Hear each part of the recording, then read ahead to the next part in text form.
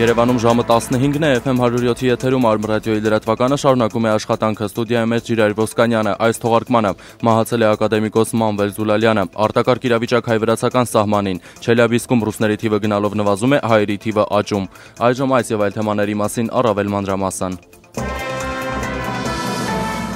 83 տարեկան հասակում կյանքից հեռացել է պատմական գիտությունների դոկտոր արևելագետ ակադեմիկոս Մանվել Կարապետի Զուլալյանը։ 3 երեկոյան ակադեմիկոսն ուղեղի կաթված ստանալու պատճառով վայր է ընկել մանկավարժական համալսարանի աստիճաններից, ինչի հետևանքով ստացել է գանգուղեղի վնասվածք։ Չնայած բժիշկների ջանքերին եւ կատարած վիրահատությանը Զուլալյանը մահացել է։ Մանվել Զուլալյանը ծնվել է 1929 թվականի դեկտեմբերի 30-ին Հալեպում։ 1988 թվականից սկսած Խաչատուր Աբովյանի անվան մանկավարժական համալսարանի համաշխարհային պատմության ամբիոնի առաջատար դասախոսներից էր։ Հայաստանի եւ Օսմանյան կայսրության պատմության ու աղբյուրագիտության վերաբերյալ մի շարք աշխատությունների հեղինակ էր։ Հանդիսանում էր Հայաստանի Հանրապետության Գիտությունների ազգային ակադեմիայի Արևելագիտության ինստիտուտի մասնագիտական խորհրդի անդամ։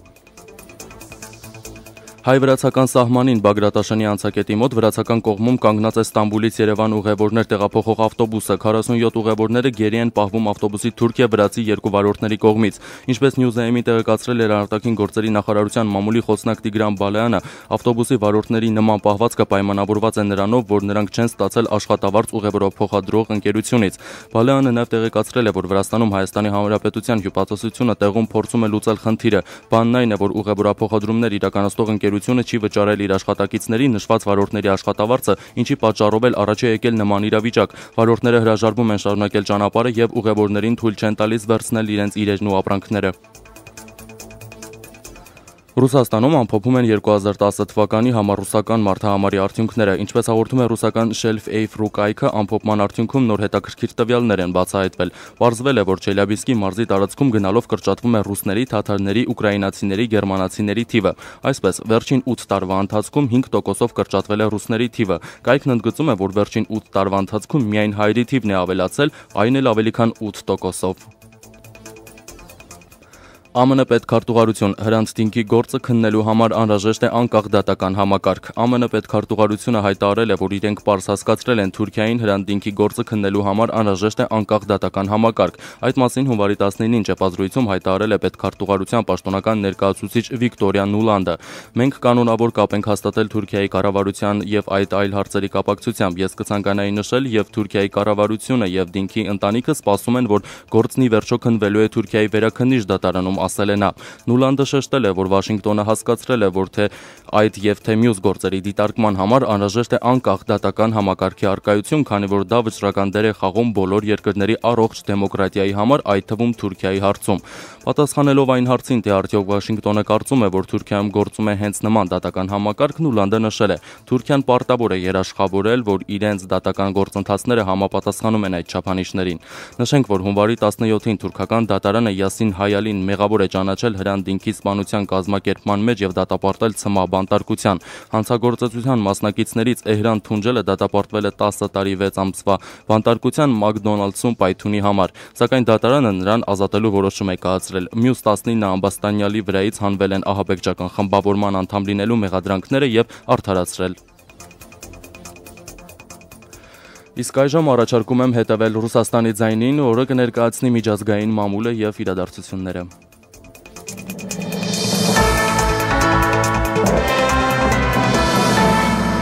Ռուսաստանի ձայն ընկերությունը FM 107-ի եթերում ներկայացնում է։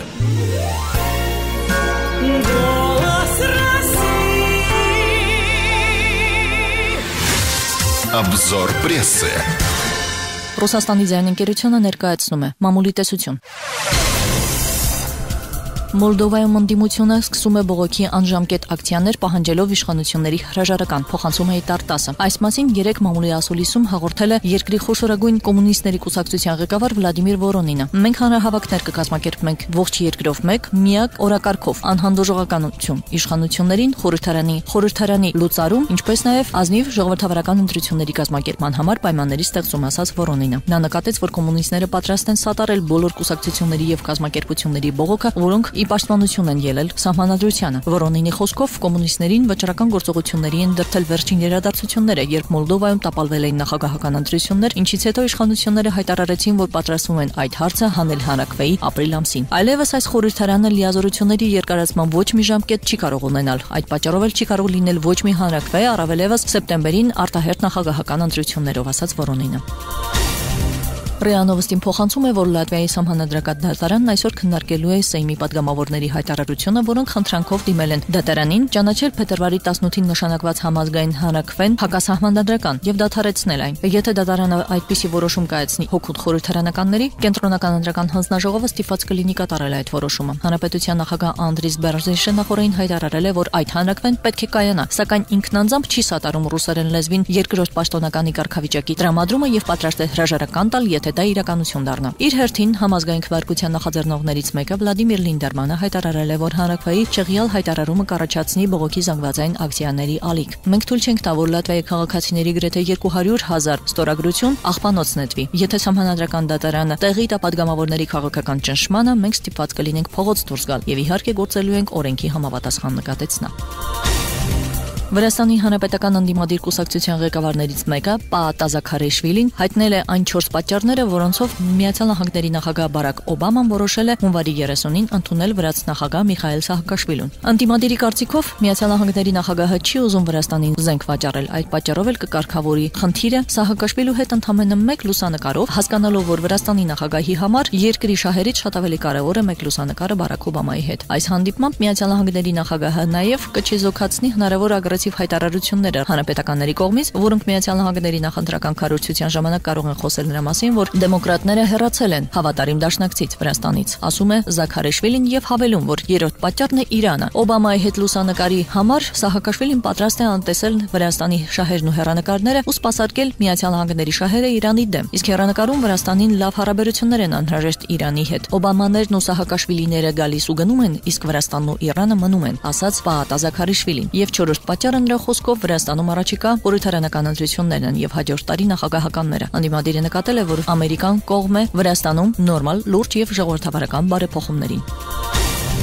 Ադրբեջանը զավթում է Գազպրոմի շուկաները, ինչպես գրում է RBK Daily թերթը, այն երկրները, որոնք պայմանավորվածություններ ձեռք չեն բերել Գազպրոմի հետ գազի գնի վերաբերյալ, սկսում են որոնել մատակարարումների այլ աղբյուրներ։ Դրանցից մեկը կարող է դառնալ Ադրբեջանը, որի հետ պայմանագրեր կարող են առաջիկայում ստորագրել Ուկրաինան եւ Մոլդովան։ Ադրբեջանական Սոկար պետընկերությունը դուրս կգա Մոլդովայի էներգետիկ շուկա, որը ներկայում լիովին կախված է ռուսական գազի մատակարարումներից։ Այս մասին պայմանավորվածություն է ձեռք բերվել Մոլդովայի վարչապետ Վլադ Ֆիլատի եւ Ադրբեջանի նախագահ Իլհամ Ալիևի հանդիպման ընթացքում։ Բացի այդ, Մոլդովան քննարկում է իր մասնակցության հնարավորությունը Կասպից ջրավազանից դեպի Եվրոպա գազի փոխադրման նախագծերին։ Մոլդովան որոշեց դիվերսիֆիկացնել գազի գնումների աղբյուրները նրանից հետո, երբ անցյալ տարվա վերջում չկարողացավ պայմանավորվել Գազպրոմի հետ նոր գազային պայմանագրի ստորագրման մասին։ Ադրբեջանից գազ նախատեսում է գնել նաև Ուկրաինան, որն անցյալ շաբաթ միակողմանի կարգով հայտարարել է մինչև 27 միլիարդ խորանարդ մետր ռուսական գազի գնումների կրճատման մասին։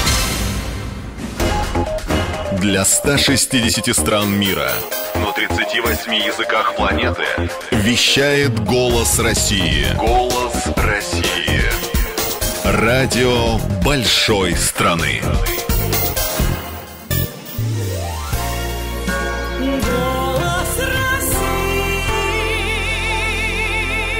Ռուսաստանի ձայն ընկերությունը ներկայացնում է մանրամասներ։ Եմենում նախագահական ընտրությունները վտանգված են։ Ալ-Քաիդայի ահագնացող պայթյունարար գործունեությունը դժվար թե թույլ տա անցկացնել ընտրությունները նշված ժամկետին, փետրվարի 21-ին։ Դրա մասին է հայտարարել արտաքին գործերի նախարարության ղեկավար Աբու Բաքր Ալ-Կիրբին։ Ճիշտ է, ավելի ուշ նախարարության մամուլի ծառայությունը ժխտել է իր ղեկավարի հայտարարությունը։ Ընդդիմությունը մեղադրում է նախագահ Աբու Աբդալլա Սալեհին եւ նրա կողմնակիցներին ստանձնած պարտականությունների չկատարման համար։ Նախագահական ընտրությունների անցկացման ժամկետն ու կանոնակարգը որոշված են նախագահի պաշտոնաթողության ծրագրով։ Այն ձևավորվել եւ ընդունվել է Պարսից ծոցի արաբական պետությունների համագործակցության միության նախաձեռնությամբ եւ հավանություն է ստացել ՄԱԿ-ի կողմից։ Այդ քայլին երկու կողմերն էլ համաձայնել են այն պատճառով, որ Սալեհի հրաժարականի կոչերով հակակառավարական ցույցերը չվերածվեն քաղաքացիական պատերազմի։ Դատելով ամենից դրա վտանգը դեռ կա, կարծում է Ռուսաստանի Դաշնության գիտությունների ակադեմիայի արևելագիտության ինստիտուտի փորձագետ Իրինա Զվյագելսկայան։ Если обязательства взятые на себя Салихом не будут выполнены, и если снова начнутся какие-то вооруженные действия, то можно прогнозировать любые варианты, в том числе и достаточно радикальные, которые вновь могут привести, скажем, к расколу Йемена на север и юг. Но именно для того, чтобы это предотвратить, существуют договоренности, мировое сообщество должно сейчас сделать все возможное, чтобы они выполнялись. Եթե Սալեհը չկատարի իր պարտականությունները եւ նորից ինչ-որ զինված գործողություններ սկսվեն, ապա կարելի է կանխատեսել ցանկացած տարբերակ, այդ թվում նաեւ բավականին արմատական, որոնք նորից կարող են հանգեցնել Եմենի բաժանմանը հյուսիսի ու հարավի։ Բայց իրավիճակի նման զարգացումը կանխելու համար գոյություն ունեն իշխանությունների եւ ընդդիմության պայմանավորվածությունները։ Խաղաղ հանրությունը ամեն ինչ պետք է անի, որպեսզի դրանք իրականացվեն։ Ընդդիմության թեզերից մեկն այն է, որ նախագահը ծածուկ կերպով կապված է իսլամիստների հետ պաշտոնաթողությունը երկարաձգելու համար։ Այդ կասկածներն ուժեղանում են Ալ-Քաիդայի դիրքերի ամրապնդման զուգահեռ։ Այն գրավել է Ռադա քաղաքը եւ պատրաստվում է շարժվել դեպի երկրի մայրաքաղաք Սանա, որն ընդամենը 130 կիլոմետր հեռավորության վրա է գտնվում։ Կասկածելով նախագահային ահաբեկիչների հետ կապ ունենալու մեջ, ընդդիմությունը նույնիսկ պահանջել է, որ Սալեհը լքի երկիրը։ Ռազմավարական գնահատումների եւ վերլուծության ինստիտուտի փորձագետ արևելագետ Սերգեյ Դեմիդենկոն կարծում է. Сейчас президент практически готов вступить в альянс с любой политической силой, которая обеспечит сохранение его власти. Может он вступить и с исламистами в альянс, не исключая такой возможности. Но я все-таки считаю, что Салех, скорее всего, фигура уже отыгранная. Он еще держится у власти, он за нее цепляется, но власти уже у него практически нет. Он может заключать какие-то временные альянсы, пусть с исламистами, пусть с кем-то еще, пытаться расколоть оппозиционные движения, которые без того, в общем-то, весьма аморфны. Но оппозиционные движения объединены одной только лишь стратегической идеей. Оно объединено идеей окончательного свержения Салеха. Նախագահը հիմա գրեթե պատրաստ է դաշինք կնքել ցանկացած քաղաքական ուժի հետ, որը նրան իշխանության կպահի։ Չի բացառվում, որ դա կարող են լինել իսլամիստները։ Սալեհը դեռ երկրի ղեկավարն է, բայց նա գրեթե չունի իշխանություն։ Նա կարող է որոշ ժամանակավոր դաշինքներ կնքել իսլամիստների կամ այլոց հետ, փորձի պարակտել անդիմադիր շարժումը, որը առանց դրա էլ բավականին пассив է։ Այն միավորված է միայն մեկ ռազմական գաղափարով՝ վերջնականապես տապալել Սալեհին։ Արմատական իսլամիստները միակ վտանգը չեն, որն այսօր սպառնում է Եմենին։ Իրական է թվում երկրի պառակտման վտանգը կենտրոնի կողմից անվերահսկելի ձևավորումների։ Ի դեպ կան մտավախություններ, որ այդ գործընթացը կարող է տեղի ունենալ անկախ այն բանից, թե ով կհաջորդի Սալեհին։ Նման տեսակետի է Սերգեյ Դեմիդենկոն։ Сомализация предполагает войну всех против всех. Ну, что касается Йемена, я думаю, тут можно пока говорить о масштабной политической нестабильности, которая грядет в этой стране. Будет ли война всех против всех? Պառակտումը ենթադրում է բոլորը բոլորի դեմ պատերազմ։ Եմենի իրավիճակում դեռ կարելի է խոսել ապագա քաղաքական լայնածավալանկայունության մասին։ Դժվար է ասել, թե կլինի արդյոք բոլորը բոլորի դեմ պատերազմը, քանի որ Եմենի բնակչությունը բավականին հստակ բաժանված է շիաների, որոնք ուղղորդված են դեպի Իրան, եւ սուննիների, որոնք կենտրոնացված են դեպի Սաուդյան Արաբիա։ Լայնածավալ քաղաքական ապակայունացում է լինելու, բայց դժվար թե պետությունը բաժանվի մի շարք մանր թագավորությունների։ Կարելի է ենթադրել, որ կստեղծվի մի քանի խոշոր տարածք, որոնք կպայքարեն միմյանց դեմ։ Մոսկվան կարծում է, որ քաղաքացիական պատերազմից Եմենին կարող է ձեռք պահել Պարսից ծոցի երկրների նախաձեռնությունների անխտիր իրականացումը։ Այսօր այսքանը, մինչ հանդիպում։ Для 160 стран мира на 38 языках планеты вещает «Голос России». Радио с великой историей, актуальным настоящим и огромным будущим.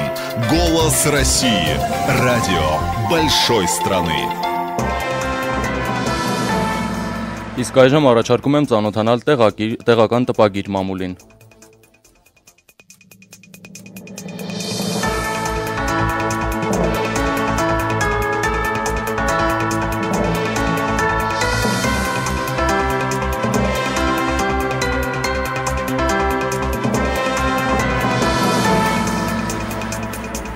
FM 107 հաճախականությամբ եթերում Արմ ռադիոն է, ստուդիայում է Դավիթ Մուրադյանը, ձեր ուշադրությանն եմ ներկայացնում հունվարի 20-ի մամուլի համառոտ տեսությունը։ Հայկական ժամանակը ոչ 2000 վերնագրով հոդվածում գրում է, որ ընդդիմության պահանջած 2000 միջազգային միջնորդները 2012 թվականի ազգային ժողովի ընտրությանը Հայաստան չեն գա։ Երեկ Եվրամիության Երևանյան գրասենյակում այդ մասին հայտարարել է ԵԱՀԿ Երևանյան գրասենյակի ղեկավարի ժամանակավոր պաշտոնակատար Կարել Հովստրան։ Նա ասել է, որ կարծում է, որ այս անգամ Հայաստան այցելող դիտորդների թիվը մոտ կլինի նախկինում այցելած դիտորդների թվին։ Այսինքն մի քանի 100, որը գուցե եւ բավարար չէ առավոտից գիշեր յուրաքանչյուր տեղամասում մշտական ներկայություն ապահովելու համար, բայց ավելի քան բավարար է ունենալու համար պատշաճ տեղեկատվություն ընտրությունների անցկացման ճիշտ գնահատականը տալու համար, նշել է Հովստրան։ Առավոտը եւս անդրադարձել է այդ թեմային։ Մենք հույսներս դիտորդների վրա չէինք դրել, որ հիասթափվեինք, վերնագրով հոդվածում թերթը գրում է։ Երեք հրավիրած ասուլիսում ԵԱՀԿ Երևանյան գրասենյակի ղեկավարի ժամանակավոր պաշտոնակատար Կարել Հովստրան պատասխանելով մեր հարցին ասաց, որ գրեթե վստահաբար 2000 միջազգային դիտորդ չի գալու Հայաստան, կլինեն մի քանի 100-ը, այնքան որքան նախորդ ընտրություններին, քանի որ 2000 դիտորդ հրավիրելու առաջարկը անդիմությանն էր, մասնավորապես ՀԱԿ-ի համակարգող Լևոն Զուրաբյանին է։ Առավոտ.am-ը նրան հարցրեց, չեն հիասթափվել, որ սպասված թվով դիտորդներ չեն լինելու։ Նրա խոսքով մեզ նման բաները չեն կարող հիասթափեցնել։ Մենք հույսներս դիտորդների վրա չէինք դրել, որ հիասթափվեինք, մեր հույսը դնում ենք բացառապես մեր ժողովրդի վրա։ Պարոն Զուրաբյանը գտնում է, որ եթե քիչ դիտորդներ կան, դա կհակասի Եվրախորհրդի վեհաժողովի բանաձևին, որտեղ նրանք կոչ են արել մեծածավալ դիտորդական առաքելություն կազմակերպել։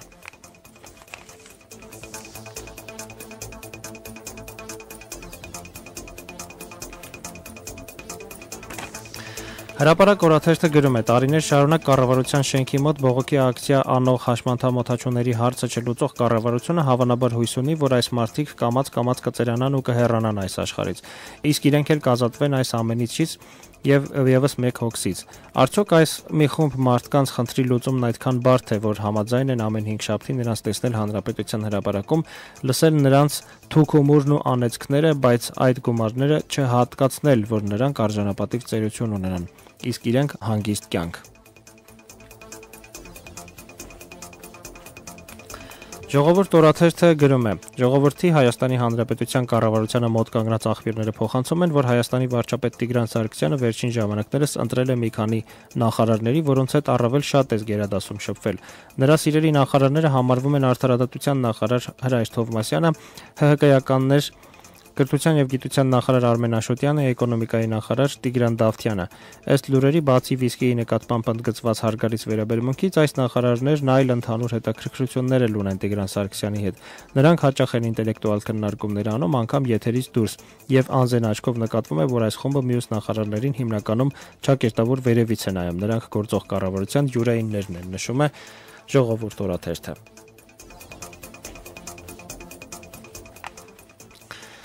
Խորհրդային նմուշի ցեխավիկ վերնագրով հոդվածում Հայոց աշխարհը գրում է. Պատկերավոր ասած Իլհամ Ալիևը նման է խորհրդային նմուշի ադրբեջանցի ցեխավիկներին, որոնք կարողանում էին մի քանի 1000 ռուբլի շորթել ոսկե ատամնաշարային կապում, նստում 24-ի ղեկին եւ իրենց երևակայում աշխարհի տերը հարուստ ազգի ներկայացուցիչ, որի դեմ խաղ չկա։ Հիմա էլ սա է Աստծո կամոք իրենց տրված նավթի առևտրից միլիարդներ է շորթել եւ իրեն բարձր կարգի էլիտար գործիչ է կարգում, այնպիսի հավակնոտ հայտարարություններ է անում, որ անգամ Միացյալ Նահանգների, Ֆրանսիայի եւ Ռուսաստանի առաջնորդներն իրենց թույլ չեն տալիս, ասել է Վահրամ Աթանեսյանը։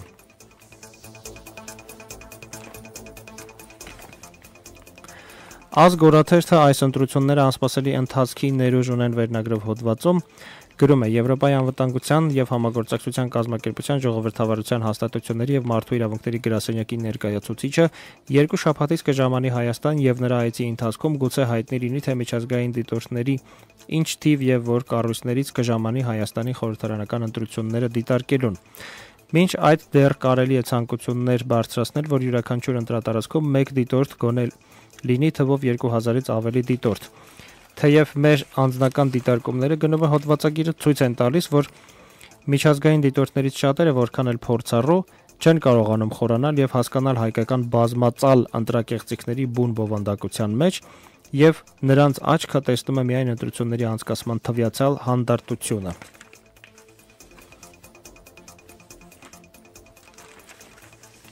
Եվ վերջում նշեմ 4-րդ ինքնիշխանություն թերթի հրապարակած հոդվածի մասին։ Համարյա երկնիշ աճ վերնագրով հոդվածում թերթը գրում է.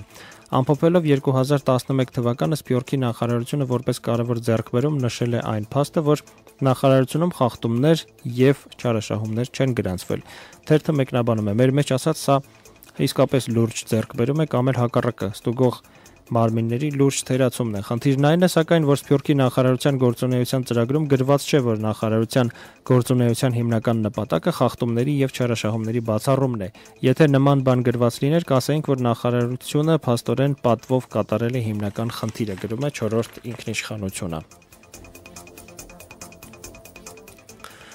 Հարգելի ունկնդիրներ, մամուլի տեսությունն Արմ ռադիոյի եթերում է ամեն օր, բացի կիրակի եւ երկուշաբթի օրերից առավոտյան լրատվական թողարկման ընթացքում եւ ժամը 14-ին ու 16-ին։ Ձայնագրությունները հասանելի են նաեւ Facebook-ի, YouTube-ի մեր էջերում Arm Radio FM 107 հասցեով։ Մամուլի տեսությունը պատրաստեց եւ ներկայացրեց Դավիթ Մուրադյանը։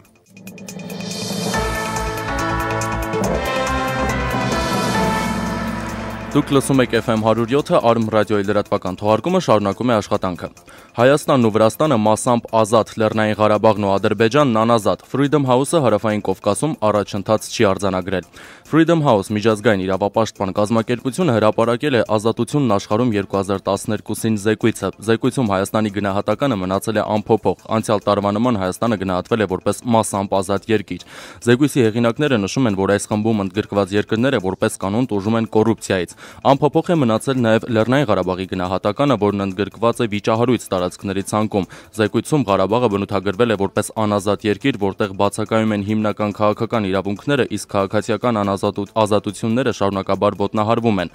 Ըստ զեկույցի հետխորհրդային տարածքում հետընթաց է արձանագրել նաև Ադրբեջանը, առանց այդ էլ անազատ համարվող երկիրը ըստ միջազգային կազմակերպության 2011 թվականին ավելի է զիջել դիրքերը ընդդիմադիր ակտիվիստներին ձերբակալելու, ցույցերը ցրելու, միջազգային մամուլը չեզոքացնելու եւ հանուն լայնածավալ քաղաքաշինական ծրագրերի քաղաքացիներին սեփական տներից զրկելու պատճառով։ Իսկ Վրաստանն անցյալ տարվա նման գնահատվել է որպես մասամբ ազատ երկիր, որի քաղաքական իրավունքներ եւ քաղաքացիական ազատություններ ցուցանիշները մնացել են նույնը։ Թեմայի վերաբերյալ այժմ կզրուցենք քաղաքագետ Հրանտ Մելիք Շահնազարյանի հետ։ Ողջույն Հրանտ։ Բարև ձեզ։ Հրանտ, որքանով են արդարացված այսպիսի գնահատականները։ Գիտեք, իրավիճակի չփոփոխությունը կարծում եմ հիմնականում կապված է այն հանգամանքի հետ, որ ընթացիկ տարվա մեջ փաստորեն ոչ մի գործընթացներ, մանավանդ ներքաղաքական զարգացումներ, ընտրություններ տեղի չեն ունեցել, եւ խոսքը այս դեպքում վերաբերում է Լեռնային Ղարաբաղի Հանրապետությանը, որը փաստորեն 2 տարի առաջ եղել է մասամբ ազատ երկրների ցանկում։ Այստեղ պետք է հաշվի առնել այն հանգամանքը, որ 2 տարի առաջ եղավ Ադրբեջանի բավական հզոր ճնշում, ոչ թե նրա համար, որ իրենց նույնպես ընդգրկել էին ոչ ազատ երկրների ցանկում, այլ հենց այն հանգամանքի համար, որ Արցախը ընդհանրապես մասնակցում է նման ցանկերին տեղ ունի։ Եվ կարծում եմ, որ քաղաքական այդ ճնշումը, որ Ադրբեջանի կողմից իրականացվեց, հիմնականում այն պատճառն է, որ նման այդ կազմակերպությունը, որ հիմնական հասարակական կազմակերպության գործառույթներ իրականացնում, փորձեց մի քիչ ավելի ստատուսը իջեցնել։ Բայց եթե խոսենք ակնկալիքների մասին, ապա պետք է ասել, որ շատ ավելի հետաքրքիր կլինի ծանոթանալ հաջորդ տարվա զեկույցին, որովհետև այս տարի ընտրական է եւ Հայաստանում եւ տարածաշրջանում այդ գործընթացներն տեղի ունենալու հենց ժողովրդավարության կառուցելու այդ գործընթացների շրջանակում։ Եվ կարծում եմ, որ պարզապես այս զեկույցը ուղղակի կրկնություններ եւ հիմնված է նույն գնահատականների վրա, ինչ որ անցած տարի է։ Հրանտ, դու էլ նշեցիր, որ 2 տարի առաջ հրապարակված զեկույցում Լեռնային Ղարաբաղը ներկայացված էր մասամբ ազատ երկիր։ Իսկ այժմ ներկայացված է որպես անազատ։ Եթե հիշենք, Ռուսաստանը եւս բողոքել էր այս կազմակերպության դեմ, նշելով, որ տվյալները հիմնականում հին են լինում, եւ տվյալ դեպքում հարց է առաջանում, ինչ տվյալների վրա են հիմնված այս նոր հրապարակումները։ Կարծում եմ հիմնականում դա կոնկրետ Լեռնային Ղարաբաղի Հանրապետության դեպքում դա տեղեկատվություն է մամուլից, դա հասարակական կազմակերպությունների գործունեության տարբեր զեկույցներ են։ Եվ եթե փորձենք համատեղ, ապա անցած ընտրությունների ժամանակ Բակո Սահակյանը բավական մեծ այսպես առավելությամբ հաղթեց ընտրությունները, ինչը շատ մարդկանց ցույց տվեց կարծելու իբր կեղծումներ են տեղի ունեցել եւ այն կամ ճնշումներ են տեղի ունեցել քաղաքական ընդդիմության վրա։ Սակայն եթե ավելի ծանոթ լինեն Արցախյան հասարակության, ապա պարզ կլինի, որ այնտեղ կոնսոլիդացիայի աստիճանը բավական բարձր է եւ հաճախ ինչպես հատուկ է փոքր հասարակություններին, փոքրաթիվ հասարակություններին, հաճախ կայացված որոշումները ընդունվում են բացարձակ մեծամասնությամբ։ Եթե Բացի դրան գումարենք այն հետագա գործունեությունը, Արցախի ընդդիմության, ապա կտեսնենք, որ ճնշումները որևէ չեն գործադրվել, ոչ նրանց, ոչ իրենց կողմնակիցների հասցեն, ոչ մի բացասական գնահատականներ չեն հնչել իշխանությունների կողմից, հրապարակ կարելի է ասել, որ գործընթացները այնտեղ ընկել են բնականon հունի մեջ եւ կարծում եմ, եթե փորձեն ինչեւ օբյեկտիվ լինել, ապա եկող զեկույցներում դա անպայման կարտահայտվի։ Ես ուզում եմ ընդգծել հերթական անգամ նորից ընդգծել, որ Ադրբեջանի գործոնը շատ կարեւոր է, որովհետեւ այնուամենայնիվ դա Սահարթաշրջանում կարևոր նշանակություն ունեցող պետություն է, որը ազգային բոլոր հարթակներում բարձրացնում է իբր թե իր տարածքների օկուպացված լինելու փաստը, եւ սա շատ առումներով կաշկանդում է միջազգային կազմակերպիչներին Արցախի հետ կապված օբյեկտիվ գնահատականներ հնչեցնելու հարցում։ Շնորհակալություն Հրանտ։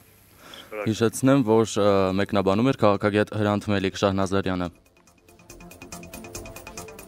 Շարունակում ենք թողարկումը։ Հայ-վրացական սահմանին պահվող պատանդներն ուղևորվում են Հայաստան։ Հայ-վրացական սահմանի վրացական կողմում մոտ 1 օր ավտոբուսի մեջ փակված Ստամբուլից Երևան ուղևորվող 47 քաղաքացիներ թուրք եւ վրացի վարորդների թույլ էին տվել դուրս գալ մեքենայից եւ վերցնել իրենց իրերը։ Այս մասին Նյուզայմի թղթակցի հետ զրույցում տեղեկացրել է ավտոբուսի ուղևորներից մեկը։ Նա նաեւ նշել է, որ ուղևորներն իրենց միջոցներով պետք է վերցակալեն մեկ այլ ավտոբուս, որ հասնեն Երևան։ Թուրք եւ վրացի վարորդները հրաժարվել են շարունակել ճանապարհը։ Այդ տեղեկատվությունը նաեւ հաստատեցին Վրաստանում Հայաստանի դեսպանատանը, հավելելով, որ այս պահին Չեզոք գոտում գտնվող ավտոբուսի ուղևորներն իրենց իրերով պետք է հատեն հայ-վրացական սահմանը։ Հիշեցնենք, որ հայ-վրացական սահմանի մոտ վրացական կողմում մոտ 1 օր կանգնած է եղել Ստամբուլից Երևան ուղևորներ տեղափոխող ավտոբուսը։ 47 ուղևորները գերի էին պահվում ավտոբուսի թուրք եւ վրացի երկու վարորդների կողմից։ Ավտոբուսի վարորդների նման պահվածքը պայմանավորված էր այն հանգամանքով, որ նրանք չեն ստացել աշխատավարձ ուղևորափոխադրող ընկերությունից։ Վրաստանում Հայաստանի Հանրապետության հյուպատոսությունը տեղում միջոցներ է ձեռնարկել խնդիրը լուծելու համար։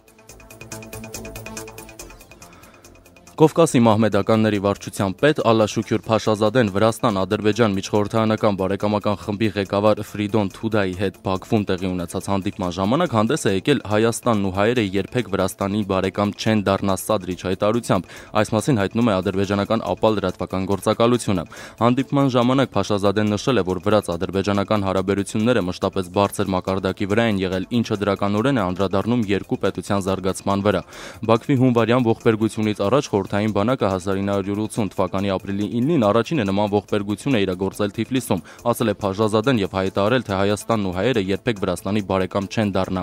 Գործակալությունը հայտնում է, որ Ադրբեջան-Վրաստան միջխորհրդարանական աշխատանքային խմբի ղեկավար Գանիրա Փաշաևան էլ իր հերթին ընդգծել է, որ Ադրբեջանի Շեյխ Փաշազադեն նման հարցերում մշտապես միանշանակ դիրքորոշում է ցուցաբերում։ Թուրքիայի քրդական կուսակցությունը կրկին չի ստորագրել հայկական բանաձևը քննադատող փաստաթղթի տակ։ Թուրքիայի խորհրդարանական 3 կուսակցությունները բացառությամբ քրդական խաղաղություն եւ ժողովրդավարություն կուսակցության Ֆրանսիայի սենատին կոչ բանաձև են ընդունել, որում կոչ է արվում սենատի անդամներին կողմ չքվեարկել հայկական բանաձևի օգտին։ Թուրքական Սաբահիբի փոխանցմամբ Թուրքիայի խորհրդարանի արտաքին հարաբերությունների հանձնաժողովում ընդունված կոչ բանաձևի տակ չի ստորագրել խաղաղություն եւ ժողովրդավարություն կուսակցության падգամավոր Նազիմ Գյուրը։ Նշենք, որ Ֆրանսիայի ազգային ժողովում Հայոց ցեղասպանության շղթումը քրեականացնող օրինագծի քվեարկության ժամանակ Թուրքիայի խորհրդարանի 3 կուսակցությունները կրկին համատեղ քննադատական բանաձև էին ընդունել, որի տակ հրաժարվել էր ստորագրել քրդական խաղաղություն եւ ժողովրդավարություն կուսակցությունը։ Քրդական կուսակցության խորհրդարանական խմբակցության փոխնախագահ Հասիբ Քապլանը հայտարարել է, թե փաստաթուղթը չի արտացոլում այն ժամանակաշրջանի իրականությունը, որի պատճառով էլ չեն ստորագրում այն։ Այս դեպքից օրեր առաջ քրդական կուսակցության մեկ այլ падգամավոր խորհրդարանում ասել էր, թե Թուրքիայում կոտորելու մշակույթ կա եւ հիշատակել 1915 թվականին հայերին կոտորելու փաստը։ Իսկ թողարկման այս հատվածում առաջարկում եմ ծանոթանալ օրվա մշակութային անցուդարձին, որը կներկայացնի իմ գործընկեր Սոնա Կարապետյանը։ Բարև ձեզ հարգելի ռադիոլսողներ, Արմ ռադիոյի եթերում մշակութային օրացույց հաղորդաշարն է, այսօր սպասվելիք մշակութային իրադարձությունների հակիրճ ներկայացմամբ։ Այսօր հունվարի 20-ին ժամը 15-ին Նարեկացի արվեստի միության ցուցասրահում կբացվի Հնդկաստանը հայերի աչքերով լուսանկարչական ցուցահանդեսը։ Այն նվիրվում է Հնդկաստանի Հանրապետության օրվա 63-րդ տարելիցին եւ նախաձեռնված է հայ-հնդկական բարեկամություն հասարակական կազմակերպության եւ Հայաստանում Հնդկաստանի դեսպանության կողմից։ Պաշտոնական բացման արարողությունը կուղեկցվի պարային համարով Վանդանայով հնդիկ պարողներ Մարիա Վինսենտի, Պրավին Շանմուգամի, Սրինիվասան Գանեսանի եւ Աբինայա Մոնիկայի կատարմամբ։ Ցուցահանդեսի բացումն իր ներկայությամբ կապահովի Հայաստանի Հնդկաստանի արտակարգ եւ լիազոր դեսպան Աչհալ Կումար Մալխոտրան։ Ցուցահանդեսին կարող եք մասնակցել մինչեւ հունվարի 22-ը։ Մուտքն ազատ է։ Այսօր Երևանի պետական կամերային թատրոնում կներկայացվի կառավարական համերգ բեմադրությունը։ Սցենարի հեղինակ եւ բեմադրող ռեժիսոր Արա Ենջակյան։ Այս տարի լրանում է կառավարական համերգ ներկայացման 31 տարին։ 1000-ից ավելի ներկայացում, կես միլիոնից ավելի հանդիսատես աշխարհի տարբեր մայրցամաքներում։ Սկիզբը ժամը 19-ին։ Ստոպ ակումբում հանդիսատեսին կներկայանա Նուզ խումբը ակուստիկ ֆանկ ժանրում։ Համերգը սկսելու է ժամը 21-ին։ The Club Բարթերի ակումբում հեղինակային երգի երեկո է։ Միջոցառումը սկսելու է երեկոյան ժամը 8-ին։ Ջազի սիրահարները Crossroad ակումբում կարող են ունկնդրել Ethnic Jazz Fusion Room 118 խմբի կենթանի կատարմամբ։ Կլինեն հին եւ նոր Ethnic Jazz երաժշտության կատարումներ։ Համերգը սկսելու է երեկոյան ժամը 8-ին։ Երեկոյան ժամը 9-ին Deep ու Tribal House է Կամի ակումբում։ Եվ վերջում բոլոր մարդիկ դերասան են չհաշված մի քանի դերասանների։ Սվիշ գիտրի հաղորդումը պատրաստեց Սոնա Կարապետյանը։ Մնացեք Արմ ռադիոյի եթերում։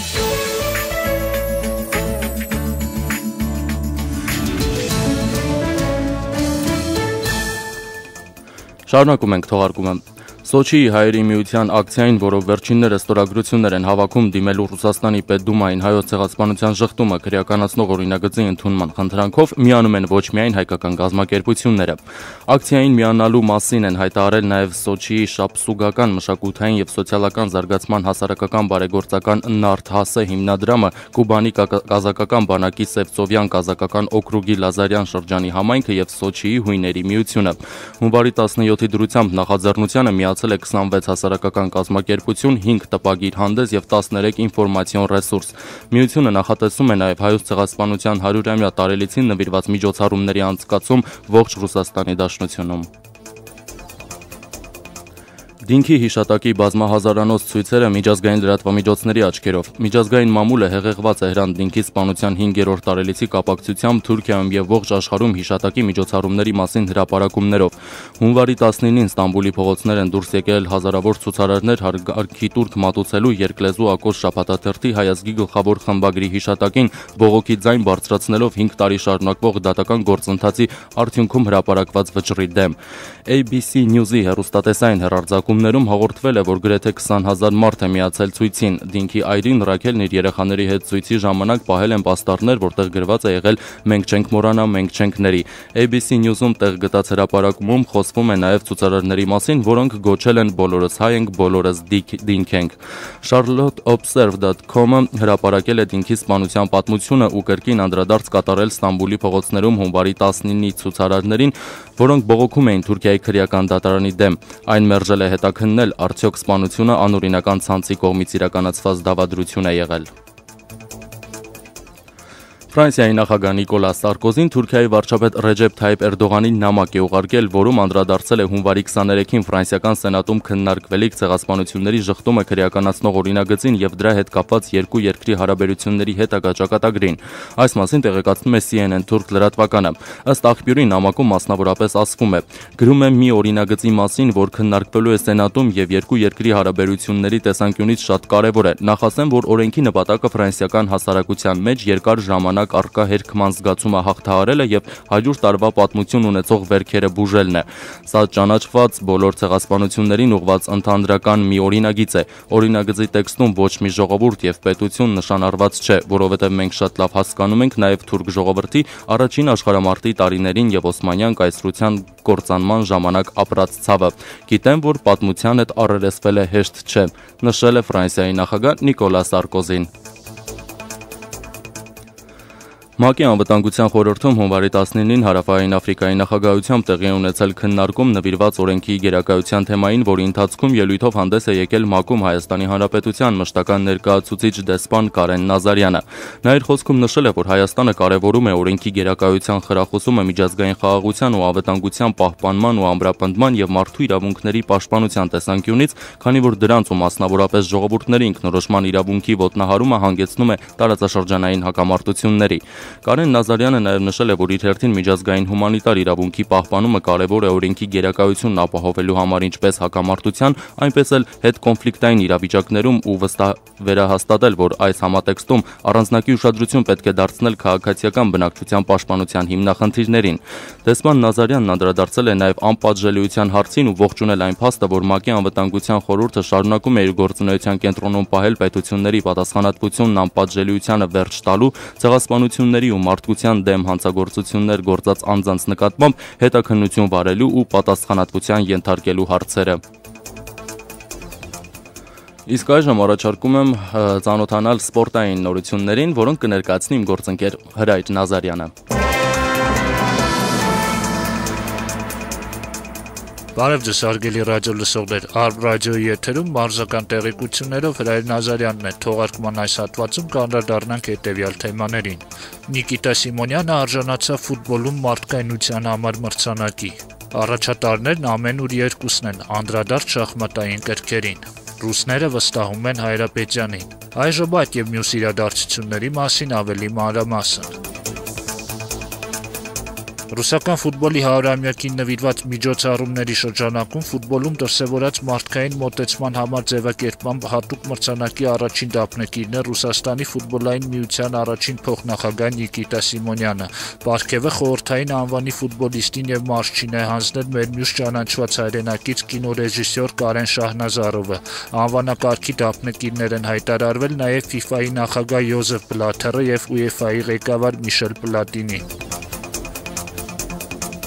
Բեյկանզեի շախմատային գերմրցաշարի 5-րդ տուրում մրցաշարային աղյուսակը գլխավորող Լևոն Արոնյանը եւ Մագնուս Կարլսենը կեսական միավոր ավելացրին իրենց հաշվին։ Մեր հայրենակիցը սև խաղաքարերով 31-րդ քայլին խաղաղ դաշն կնքեց հոլանդացի Լյուկ վան Բեյլիի հետ, իսկ նորվեգացին տևական ջանքերից հետո 64-րդ քայլին հրաժարվեց հոլանդացի Անիշ Գիրիի դիմադրությունը կոտրելու փորձից։ Ոչ ոքի գրանցվեց նաեւ ադրբեջանցի Թեյմուր Ռաջաբովի եւ բուլղարացի Վեսել Տոպալովի, ինչպես նաև ամերիկացի Գատա Կամսկու եւ իտալացի Ֆաբիանո Կարուանայի մրցավեճում։ Տուրի մյուս 3 հանդիպումներում իսրայելցի Բորիս Գելֆանդը, ուկրաինացի Վասիլի Իվանչուկը եւ ամերիկացի Հիկարու Նակամուրան հաղթեցին համապատասխանաբար ռուսաստանցի Սերգեյ Կարյակինին, ադրբեջանցի Վուգար Հաշիմովին եւ չեխ Դավիթ Նավարային։ Մրցաշարային աղյուսակը 3 կեսական միավորով գլխավորում են Արոնյանը եւ Կարլսենը, որոնց կես միավոր են զիջում Կարուանան, Իվանչուկը եւ Ռաջաբովը։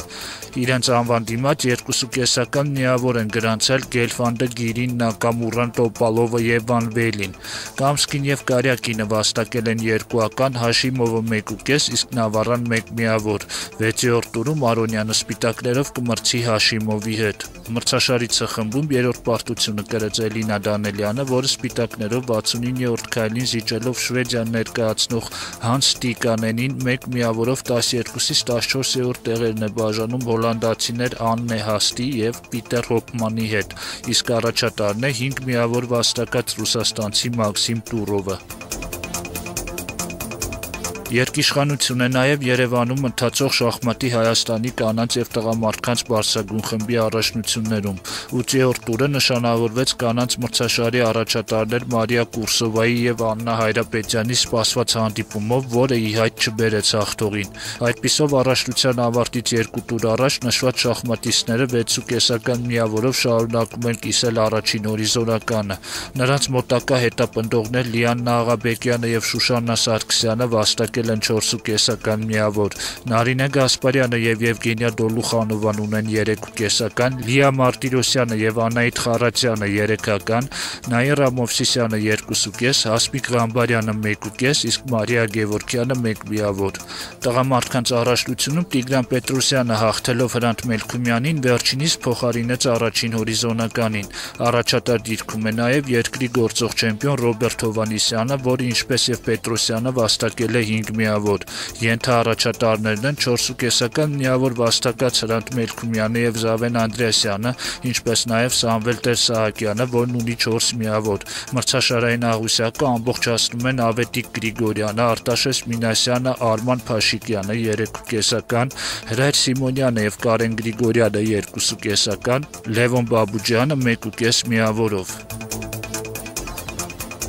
Գրոսմայստեր Տիգրան Քոթանջյանը Իրանի Թավրիզ քաղաքում ընթացող շախմատի միջազգային բաց մրցաշարի վերջին տուրից առաջ 6.5 միավորով ընթանում է 18-րդ տեղում, իսկ առաջատարն է 10 հնարավորից 8.5 միավոր ունեցող իրանցի Էհսան Ղայեմ Մաղամին։ Աշխարհի չեմպիոն Դավիթ Հայրապետյանը Կիսլովոդսկում տեղի ունեցած խորհրդակցության ժամանակ ընտրվել է բռնցքամարտի Ռուսաստանի ազգային հավաքականի ավագ, փոխարինելով Եգոր Մեխոնցևին։ Հայրապետյանը, որ Ռուսաստանը տեղափոխվել Հայաստանից, լուրջ հաջողությունների է հասել մինչև 49 կիլոգրամ քաշային կարգում։ Նա աշխարհի, Եվրոպայի եւ Ռուսաստանի չեմպիոն ու մրցանակակիր է, տարբեր միջազգային մրցաշարերի հաղթող։ Լոնդոնում այս տարի երկրորդ անգամ անընդմեջ մասնակցելու է օլիմպիական խաղերին։ Իտալիայի Անտխոլց Անտերսելվա բնակավայրում մեկնարկած բիաթլոնի աշխարհի գավաթի խաղարկության 6-րդ փուլի կանանց 7.5 կիլոմետր արագավազքում Հայաստանը ներկայացնող Եկատերինա Վինոգրադովան 95 մարզուհիների հաշվարկով ցույց է տվել 78-րդ արդյունքը։ Նա շուրջ 4 րոպե է զիջել վերջնագիծը առաջինը հատած ընդհանուր հաշվարկի առաջատար գերմանուհի Մագդալենա Նոերին։ Երկրորդ եւ երրորդ տեղերում են ֆին Կայիսա Մակարայնենը եւ բելարուս Դարիա Դոմբրաչովան։ Ռուսաստանի հանդբոլի հավաքականը, որի կազմում հանդես է գալիս նաև Սամվել Ասլանյանը, անհաջող է մասնակցում Սերբիայի Նովի Սադ քաղաքում ընթացող տղամարդկանց Եվրոպայի առաջնության ընտրական մրցաշարին։ Ց խմբում ռուսական թիմը նախ ոչ հոգի է խաղացել հունգարացիների հետ 31-31, ապա 24-28 հաշվով զիջել աշխարհի եւ օլիմպիական խաղերի չեմպիոն Ֆրանսիայի հավաքականին։ Վլադիմիր Մաքսիմովի սաների հաջորդ մրցակիցն են իսպանացիները։ Առայժմ ռուսները 1 միավորով եզրափակում են մրցաշարային աղյուսակը, սակայն պահպանում են ավելի բարձր տեղ գրավելու հնարավորությունը։ Դոնեցկի Շախտյորը պարտությամբ է մեկնարկել Դուբայում ընթացող ֆուտբոլի միջազգային մրցաշարում։ Առաջին խաղում հանքագործները 11 մետրանոցների հարվածաշարում 6-7 հաշվով զիջել են Ուզբեկստանի օլիմպիական հավաքականին։ Ուկրաինական թիմի կազմում ընդմիջումից հետո խաղադաշտ է դուրս եկել Հենրիկ Մխիթարյանը, որը խաղավարտից կես ժամ առաջ 5 րոպեի տարբերությամբ վատնել է մրցակցի դարպասը գրավելու 2 հնարավորություն։ Հանդիպման հիմնական ժամանակը ավարտվել է 1-1 հաշվով, իսկ հետխաղի 11 մետրանոց հարվածի իր հնարավորությունը Մխիթարյանը լիարժեք է օգտագործել։ Հունվարի 21-ին Շախտյորը կմրցի Թունիսի Էտուալ ակումբի հետ։ Հայ թեքվանդոիստները պատրաստվում են հունվարի 24-ից 30-ը Կազանում եվրոպական երկրների ներկայացուցիչների մասնակցությամբ անցկացվելիք օլիմպիական վարկանիշային մրցաշարին, որը մեր մարզիկների համար Լոնդոն մեկնելու վերջին հնարավորությունն է։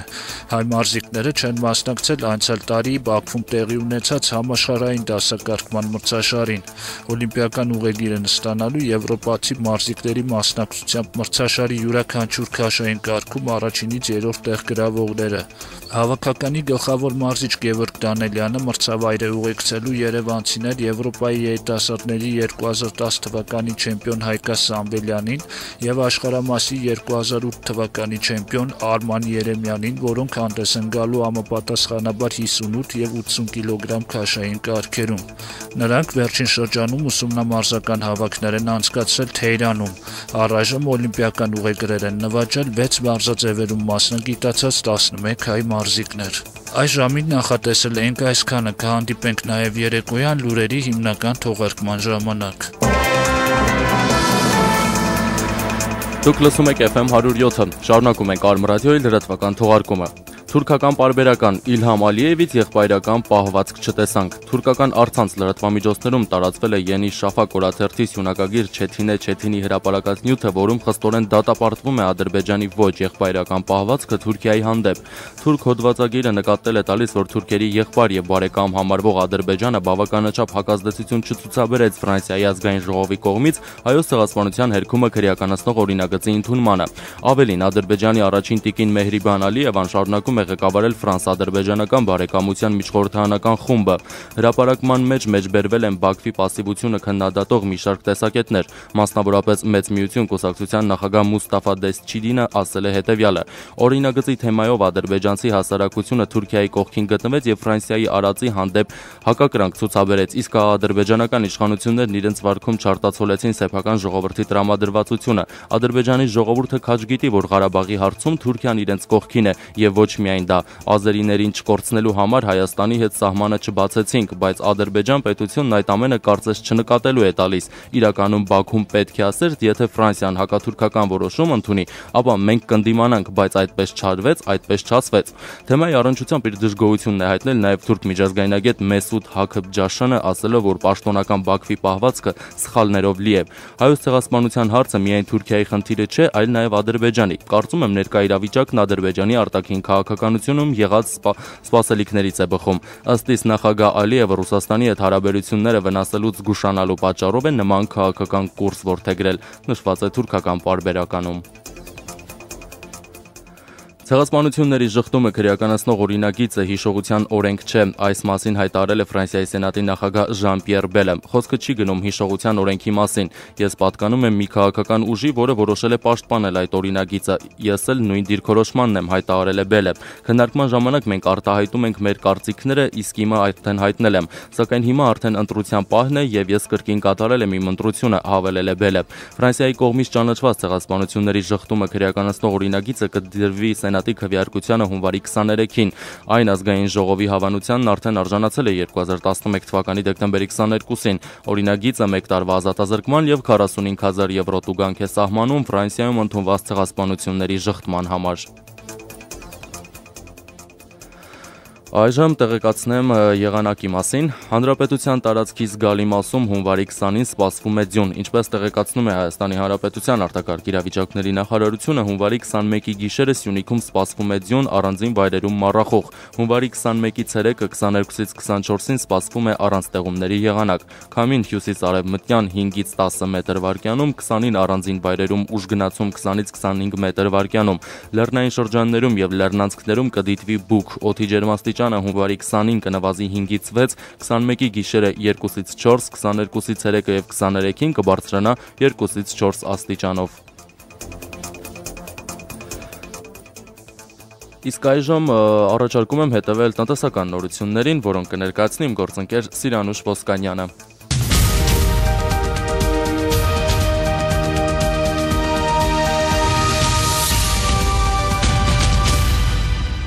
FM 107-ի եթերում Արմ ռադիոյի տնտեսական տեղեկատվական ծրագիրն է, ստուդիայում է Սիրանուշ Ոսկանյանը։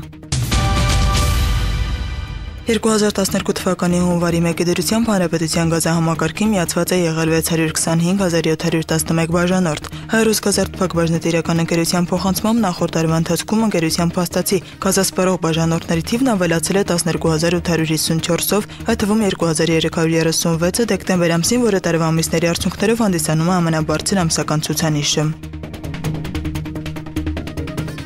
Հրազդան ջեկի 5-րդ էներգաբլոկը շինարարության եւ արդիականացման ծրագրի ավարտից հետո գտնվում է փորձարարական արդյունաբերական շահագործման փուլում։ Հարուս Գազարդ Փակ բաժնետիրական ընկերության Հրազդան 5-ի շինարարության տնօրինության հիմնարկի տնօրեն Կարեն Սարգսյանի տեղեկացմամբ հունվարի 18-ին ժամը 14-ից Հրազդան ջեկի 5-րդ էներգաբլոկը միացել է Հայաստանի Հանրապետության համակարգին։ Վանաձորում գործում է 20 միկրոավտոբուսային եւ 6 ավտոբուսային երթուղի։ 2011 թվականին կայացել է միկրոավտոբուսային երթուղիների 19 մրցույթ։ Այս մասին ասել է Վանաձորի քաղաքապետարանի տրանսպորտը համակարգող բաժնի պետ Էրնեստ Գևորգյանը։ Նրա խոսքով բոլոր այն տրանսպորտային միջոցները, որոնք 1998 թվականից ցածր տարեթիվ ունեն, հանվել են շահագործումից փոխարինվելով նորերով։ Էրնեստ Գևորգյանը նշել է, որ նախորդ տարի նորերով է փոխարինվել 19 միկրոավտոբուս։ Էրնեստ Գևորգյանի փոխանցմամբ Վանաձորի բոլոր երթուղիներում այսօր կա ավտոբուսների պակաս, որը սպասարկող կազմակերպությունը ի վիճակի չէ գնել։ Վանաձորում երթուղայիններն աշխատում են մինչ ժամը 21-ը, որոշները մինչև 23-ը։ Համաշխարհային շուկայում ոսկու գինի հնարավոր փոփոխությունների գնահատման եւ շուկայի մասնակիցների սպասումների վերլուծության նպատակով PwC ընկերությունը հարցումներ է իրականացրել ոսկու արդյունահանման ոլորտում աշխարհի 40 առաջատար ընկերությունների շրջանում։ Հարցումների արդյունքների հիման վրա կազմվել է ամփոփ զեկույց։ Համաձայն այս զեկույցի հարցման մասնակիցների 80%-ի կարծիքով 2012 թվականին ոսկու գինը կհասնի ռեկորդային մակարդակի եւ կկազմի 2000 ԱՄՆ դոլար 1 ունցիայի համար։ Այժմ համաշխարհային շուկայում ոսկու միջին գինը կազմում է 1660 ԱՄՆ դոլար 1 ունցիայի համար։ Ավստրալիայի ազգային վիճակագրական բյուրոյի հրապարակաստվյալների համաձայն դեկտեմբեր ամսվա վերջի դրությամբ երկրում գործազրկության մակարդակը կազմել է 5.2%։ Հաշվետու այս մեկ ամսվա արդյունքներով Ավստրալիայում տնտեսության տարբեր ոլորտներում զբաղվածների ընդհանուր թիվը կազմել է 11.4 միլիոն մարդ, իսկ գործազուրկների թիվը 630,000 մարդ։ Ըստ ներկայացված տվյալների վերջին մի քանի ամիսների կտրվածքով երկրի աշխատանքի շուկան ամսական կորցրել է միջինում 7000 աշխատատեղ։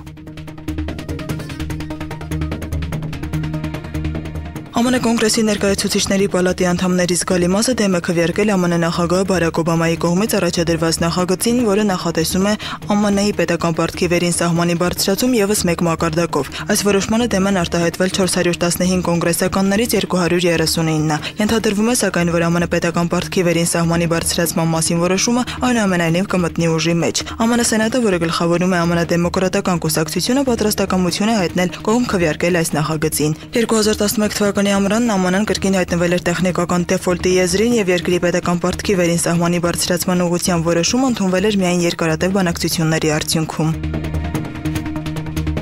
Եվրախմբի ղեկավար Ժան-Կլոդ Յունկերը վստահ է, որ ներկայում Եվրագոտին գտնվում է խորը ճգնաժամի եզրին։ Եվրախմբի ղեկավարը նշել է, որ խորը տեխնիկական ճգնաժամը արդեն շատ մոտ է, եւ նման պայմաններում Եվրոպայի համար լավագույն լուծումը բյուջետային համախմբումն է։ Հաշվարկվել է, որ եթե Եվրագոտու կազմից հեռանա մեծ պարտքեր եւ տնտեսական պարտավորություններ կուտակած երկիր, օրինակ Հունաստանը, ապա Եվրագոտու կազմից դուրս տվյալ երկրի կյանքի առաջին 1 տարվա ընթացքում այդ երկրի յուրաքանչյուր բնակիչ կկրի 9.5-ից 11.5 եվրոյի վնաս։ Միևնույն ժամանակ, եթե Եվրագոտու կազմից դուրս գա այնպիսի երկիր, ինչպիսին է օրինակ Գերմանիան, որը Եվրագոտու հիմնասյուներից մեկն է, ապա մեկ բնակչի հաշվով կորուստը կկազմի 6-ից 8000 եվրո։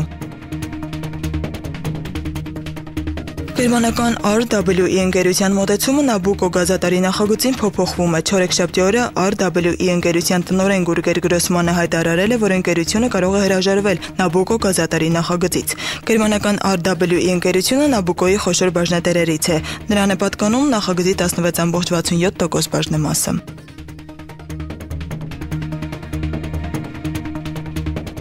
Համաշխարհային բանկը վերանայել է իր կանխատեսումները 2012 թվականի տնտեսական աճի վերաբերյալ։ Եվրագոտու համար այն կրճատվել է կրկնակի համաշխարհային տնտեսության համար 1 կետով։ Զարգացող երկրներին առաջարկում է պատրաստվել վատագույնին։ Ըստ բանկի կանխատեսումների համաշխարհային տնտեսության աճը 2012 թվականին կազմելու է 2.5%, իսկ դեռ կես տարի առաջ կանխատեսումը կազմում էր 3.6%։ 2013 թվականի համար կանխատեսումը իջեցվել է 0.5 կետով մինչև 3.1%։ Եվրագոտու տնտեսությունը 2012 թվականին ըստ համաշխարհային բանկի կարող է կրճատվել 0.3%, նախապես ենթադրվող 1.8% աճի փոխարեն։ ԱՄՆ-ի համար տնտեսական աճը կանխատեսվել էր 2.2%, նախկին 2.9%-ի փոխարեն։ Ըստ համաշխարհային բանկի զարգացող տնտեսությունները պետք է պատրաստվեն վատագույնի, քանի որ Եվրագոտու ռիսկերը կարող են աշխարհը քաշել նոր ճգնաժամի մեջ։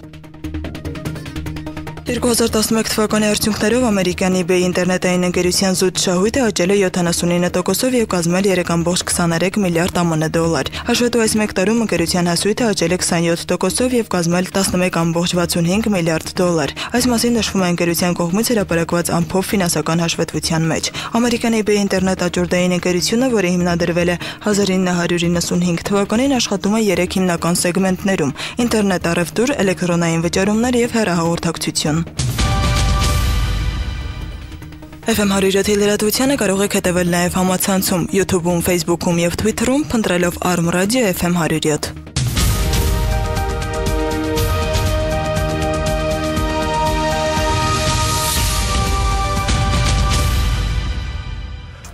Շարունակում ենք թողարկումը։ Բաքվի ջարդերի ժամանակ ադրբեջանական ազգային ճակատի կարգախոսներ ՄԱՀ-երին հայտնել է ազգագրագետ Հրանուշ Խարատյանն, անդրադառնալով 22 տարի առաջ Բաքվում տեղի ունեցած հայերի ջարդերին։ Ըստ նրա, Բաքվի ջարդերի տարելիցն այսօր չէ, ջարդերը սկսվել էին դրանից դեռ 2 տարի առաջ, պարզապես հունվար ամսին դրանք դարձել էին անընդմեջ եւ ավելի սրվել։ Հայերն արդեն ստիպված էին թաքստոց փնտրել, Բաքվում վերածվել էր փակ սպանդանոցի։ Մարդիկ չէին կարող մուտք գործել օդանավական կամ գնացքներ, ծրագիր կար տեղահանելու, բայց մարդկանց դուրս չէին թողնում։ Բաքվում վերածվել էր թակարդի, այնտեղ էին մնացել խիստ անօգնական մարդիկ եւ փակ էին բոլոր հնարավորությունները, նշել է Խարատյանը։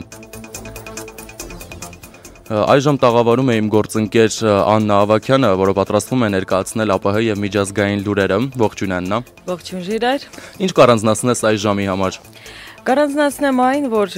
քիչ առաջ տեղեկացանք, որ Ֆրանսիայի նախագահ Նիկոլա Սարկոզին այսօր կոչ է արել Եվրամիությանը էմբարգո սահմանել իրանական նավթի ներկրման վրա։ Հունվարի 23-ին Եվրախորհրդի երկրների արտգործնախարարներին վիճակված է որոշել, արդյոք սահմանել էմբարգո Իրանի նավթի ներկրման վրա, թե ոչ։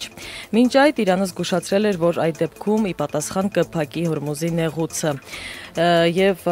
վերջերս Ալի Ակբար Սալեհին, Իրանի արտաքին գործերի նախարարը, հայտարարել է, որ Իրանը երբեք չի փորձի փակել Հորմուզի նեղուցը, որը նավթի արտահանման համար ռազմավարական կարևոր նշանակություն ունեցող ուղի է, եւ ասում, որ մենք ցանկանում ենք խաղաղություն ապահովել տարածաշրջանում, բայց որոշ երկրներ 12000 մղոն հեռավորությունից ցանկանում են կանխարգելել դա։ Ինչևէ, զարգացումներին կհետևենք ընթացքում։ Այո, ես էլ նկատեցի դա, որ Իրանից անդադ ստացվում են ինչ-որ հակասական հայտարարություններ, պաշտոնական հաղորդագրություններ, մեկ հայտարարում են նեղուցը փակելու, մեկ հերքում են այդ լուրերը, եւ հերթական այդպիսի հակասական լուրերից էր Աննա, երևի թե արդեն տեղյակ ես, որ նույն Ալի Ակբար Սալեհին, որ անդադ հայտարարում էր, եթե Թուրքիայում տեղակայվեն ՆԱՏՕ-ի այդ հակահրթի, այո, պաշտպանության համակարգերը, ապա նրանք կձեռնարկեն միջոցառումներ, քայլեր, եւ վերջերս Սալեհին եւս հայտարարել է, որ Իրանը ոչինչ չունի դրա դեմ եւ համամիտ է Թուրքիայի այն մտքին, որ դա որևիցե երկրի ուղղված չէ։ Զարմանալի են Իրանից այս հակասական հայտարարությունները պաշտոնական։ Հուսանք այնուամենայնիվ, որ այս տարաձայնությունները ի վերջո խաղաղ ելք կունենան եւ ոչ մի պատերազմական առիթների չեն։ Այո, հուսանք, որ տարածաշրջանը կմնա խաղաղության մեջ։ Այժմ խոսքը փոխանցում եմ քեզ Աննա, խնդրեմ ներկայացրու միջազգային լրահոսը։ Շնորհակալություն, այս թողարկմանը լսեք, Աֆղանստանում զինվորներից մեկը կրակ է բացել ՆԱՏՕ-ի ստորաբաժանման զինվորների վրա։ Չելյաբինսկում 37 մարդու մոտ հայտնաբերվել է Սալման Էլիոս, Կոստա Կոնկորդիա նավի վրա որոնողափրկարարական աշխատանքները ընդհատվել են։ Այժմ այս մասին առավել մանրամասն։ Աֆղանստանում ազգային բանակի զինվորներից մեկը կրակ է բացել ՆԱՏՕ-ի ստորաբաժանման զինվորների վրա, որի հետևանքով սպանվել է 4 ֆրանսիացի զինծառայող։ Ինչպես հաղորդում է BBC-ն, միջադեպի հետևանքով Ֆրանսիայի եւս 16 զինծառայող վիրավորվել է։ Դեպքը տեղի է ունեցել Քաբուլից հյուսիս Կապիսա մարզում։ Աֆղան զինվորները ձերբակալվել են։ Աֆղանստանի իշխանությունները ներկայացուցիչը տեղի ունեցածը անվանել է մղձավանջային դեպք, տխուր եւ ողբերգական օր տեղացիների եւ ՆԱՏՕ-ի համար։ Չելյաբինսկում 37 մարդու մոտ հայտնաբերվել է Սալման Էլիոս կրեմային միջուկով խմորեղենից։ 4 խմորեղենի արտադրամասում ստուգման արդյունքում սանիտարական նորմերի խախտումներ են գրանցվել։ Բացի այդ, արտադրամասերի ոչ պատշաճ վիճակ սննդի արտադրման համար։ Հայտնի է դարձել, որ Սալման Էլիոսով հիվանդները հիմնականում կերել են կրեմային միջուկով պատրաստված խմորեղեն, դրանց արտադրությունը ժամանակավորապես դադարեցվել է։ Ռուսաստանի եւ Չինաստանի աջակցությունը Իրանի միջուկային հիմնախնդրի լուծման բանալին է, ինչպես նաեւ անհրաժեշտ բաղադրիչ է ծառայում Աֆղանստանի իրադրությունը կայունացնելու համար, ինչպես հաղորդվում է այս կարծիքը ԱՄՆ-ի նախագահ Բարակ Օբաման հայտնել է ամերիկյան Time շաբաթաթերթին տված հարցազրույցում։ Լրագրող Ֆարիդ Զաքարիայի հետ զրույցի ընթացքում Վաշինգտոնի վարչակազմի ղեկավարն իր տեսակետներն է հայտնել ԱՄՆ-ի շահերի գլխավոր մարտահրավերների վերաբերյալ եւ պատմել այն մասին, թե ինչպես է փոխվել Սպիտակ տան մոտեցումը դրանց լուծման շուրջ։ Երբ ես եկա Սպիտակ տուն, աշխարհը պարակտված էր, իսկ Իրանը համախմբված, նշել է Բարակ Օբաման։ Արդյունավետ դիվանագիտության Իրանի վրա գործադրվող աննախադեպ ճնշման, ինչպես նաև այն բանի շնորհիվ, որ մեզ հաջողվեց մեր կողմը գրավել այնպիսի երկրներ, ինչպիսիք են Ռուսաստանը եւ Չինաստանը, այժմ արդեն Իրանն է կանգնած համախմբված համաշխարհային հանրակցության դեմ հանդիման, ընդգծել է ԱՄՆ նախագահը։ Նրա խոսքով այժմ Թեհրանը մեկուսացված է, իսկ տարածաշրջանում նրա դիրքերը թուլացած են։ 1 մարդ զոհվել է, 27-ը վիրավորվել Թուրքիայի հարավ-արևելյան հատվածում հունվարի այսօր տեղի ունեցած պայթյունի հետևանքով, այս մասին հաղորդում է Armenpress-ը։ Ռումբը գործի է դրվել Խակյարի քաղաքի կենտրոնում քաղաքապետարանի շենքի մոտ, երբ դրա կողքով անցել է միկրոավտոբուսը լի ոստիկաններով։ Պայթյունի վայրում հավաքվել է 300-ից ավել մարդ։ Նրանք սկսել են քարկոծել ոստիկաններին, կարգապահ մարմինները օգտագործել են ջրացիրներ եւ արցունքաբեր գազ։ Կոստա Կոնկորդիա նավի վրա որոնողափրկարարական աշխատանքները ընդհատվել են նավի դիրքի շեղման հետևանքով։ Մոտ ժամերին նախատեսվում է խորհրդակցություն անցկացնել հետագա քայլերի ձեռնարկման ուղղությամբ։ Պաշտոնապես հաստատված է 11 զոհ, 21-ի ճակատագիրն անհայտ է, հաղորդում է ITAR-10-ը։